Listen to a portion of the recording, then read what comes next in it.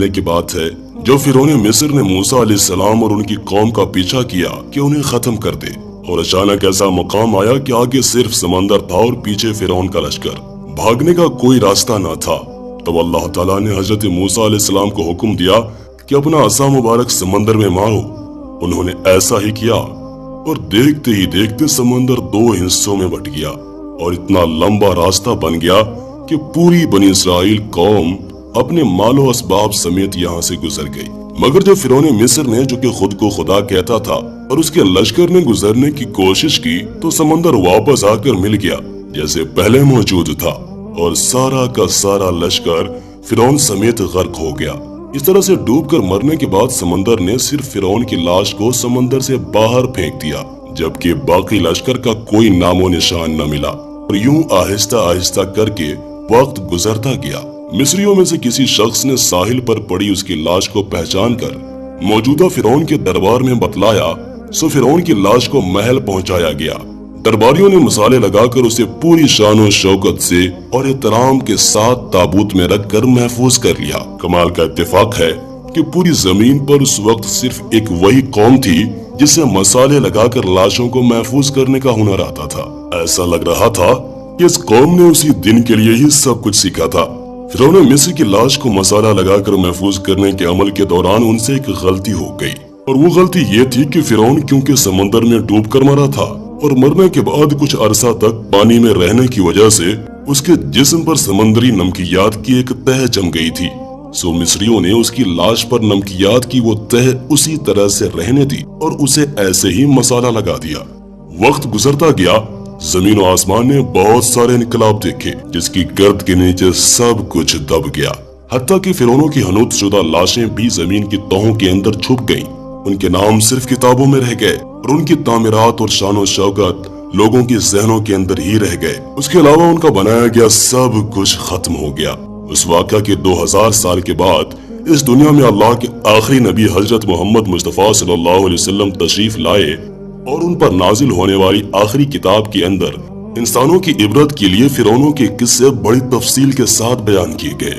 और इसी सिलसिले में फिरौन के जिस्म को महफूज करने के बारे में भी एक आयत नाजिल हुई, जिसके अंदर अल्लाह पाक वाज़ेह तौर पर फरमाता है कि हम तेरे जिस्म को आने वाले इंसानों के लिए इबरत बनाकर महफूज कर लेंगे। इस आयत मुबारका की सच्चाई पर तमाम मुसलमानों को यकीन तो था, लेकिन वो ये समझने से कासिर थे कि खुदाई का दावा करने वाले की लाश भला कहाँ महफूज की गई होगी, उसे कैसे इबरत का निशान बनाया गया होगा, कौन उसकी तस्दीक करेगा। ये इतना नाजुक मामला था कि जरा आप खुद सोच कर देखिए कि कुरान पाक के अंदर बयान किए गए अल्लाह के तमाम अल्फाज में से अगर सिर्फ एक आयत मुबारका भी गलत साबित हो जाती तो गैर मुस्लिम कुफ्फार के सामने मुसलमान किस मुंह से बाकी कुरानी आयत का दिफा करते। मगर ये अल्लाह का कलाम है जिसके अंदर शक की कोई गुंजाइश नहीं, इसलिए हर दौर के अंदर उसने अपने आप को और अपने एक एक लफ्ज को मनवाया है।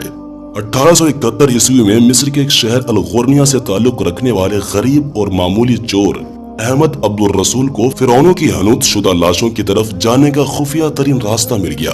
ये बस इतना चाहते थे कि फिरौनों की लाशों के साथ मौजूदा कीमती नवादिरात यानी सोना, चांदी, हीरे, मोती वगैरह को चुरा सकें।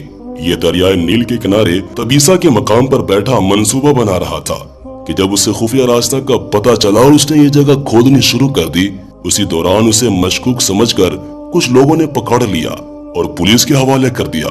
बाद में वो जिस जगह को खोद रहा था वहां से मिलने वाले रास्ते की खुदाई की गई तो 1891 ईस्वी के अंदर दूसरी ममियों के साथ साथ उस गर्क होने वाले फिरौन की लाश भी मिल गई। उसके कफन पर सीने के मकाम पर उसका नाम लिखा हुआ था।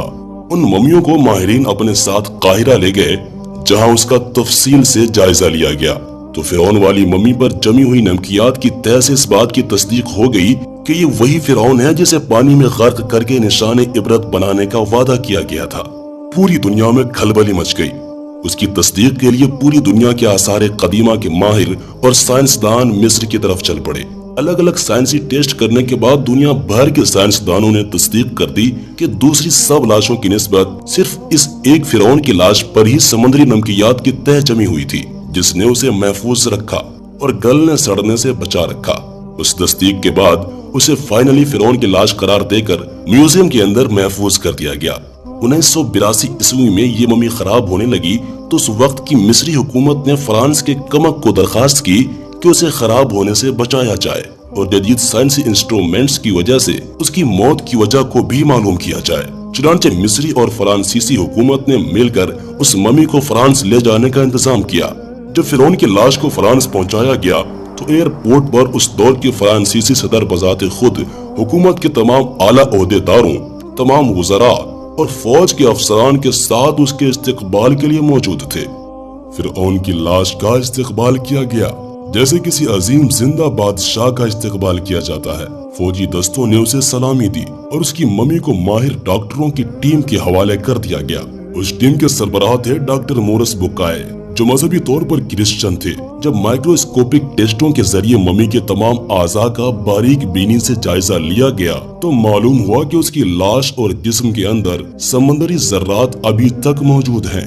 यानी ये कंफर्म है कि उसकी मौत समंदर में डूबने की वजह से ही हुई थी, क्योंकि समुद्री पानी के अंदर ही इस कदर नमकियात पाई जाती हैं। बुहैरा अहमर में डूबने के बाद उसकी लाश को भूलकर समंदर पर तैरने और हमाम फिरौन तक पहुंचने में काफी वक्त लगा होगा, जिसके दौरान में उसकी गोश्त पोस्त में समंदरी पानी का नमक जज्ब हो गया होगा। ये नमक उसकी लाश को हनूत करते वक्त खारिज नहीं किया जा सकता था।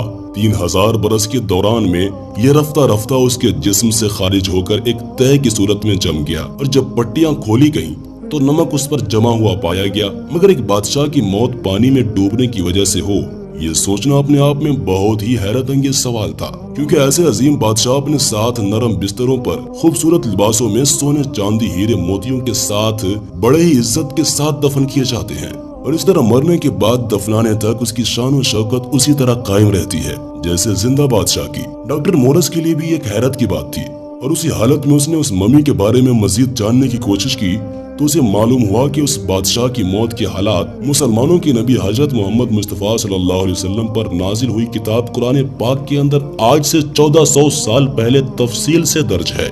उसे पता था कि जहाँ से ये लाश मिली है वो एक इस्लामी मुल्क है।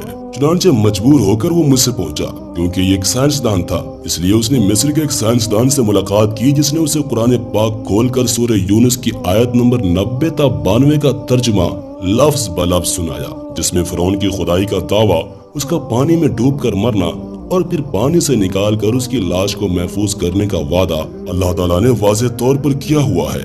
इन कुरानी आयात का इशारा बिल्कुल वाज़ेह था और सिर्फ एक जानिब था कि तुझे मैं मरने के बाद आने वालों के लिए महफूज करके इबरत का निशान बना दूंगा। सो डॉक्टर मोरस ने जब उस कुरानी आयात का तर्जुमा पढ़ा तो बेअख्तियार चिल्ला उठा कि बिल्कुल कुरान सच्ची किताब है, उसका एक एक लफ्ज और अल्लाह के पैगंबर हजरत मोहम्मद मुस्तफ़ा सल्लल्लाहु अलैहि वसल्लम सच्चे हैं।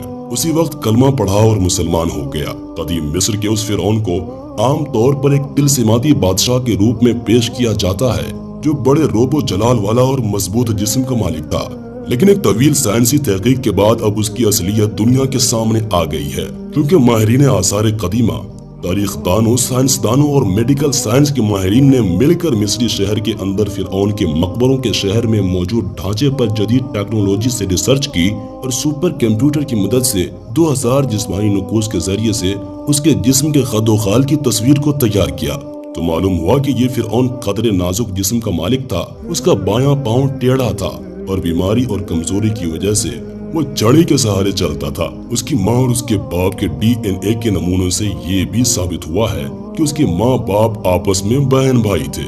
माहिरीन का कहना है कि उस फिरौन की जिस्मानी खामियों और कमजोरियों की भी वजह यही थी कि उसके माँ बाप का आपस में दरअसल भाई बहन का रिश्ता था। ये फिरौन आज से तकरीबन 3500 साल कबल मिस्र का बादशाह हुआ करता था और उस वक्त की रस्म के मुताबिक हर बादशाह की लाश के साथ शाही इस्तेमाल में रहने वाली कुछ चीजें भी साथ दफन कर दी जाती थी। फिरौन की लाश इबरत के लिए ऐसे महफूज करके दुनिया के सामने रख दी गई है कि आज इंटरनेट पर, अखबारों, टीवी चैनल्स पर करोड़ों अरबों इंसानों की आंखों के सामने काबिल तर्स हालत में मौजूद है। किस लिए? इबरत के लिए, ये सोचने के लिए कि इबादत के लायक और हमेशा रहने वाली जात सिर्फ एक ही जात है जो कि सबका खालिक है, जो कि सबका मालिक है, सबका राज़िक भी है। और अगर दुनिया के इंसानों में वाकई कोई खुदा मौजूद है تو اپنی قوم کو تباہ ہونے سے پہلے خود کو ہی اللہ کے عذاب سے بچا کر دکھا دے۔ اللہ سے دعا ہے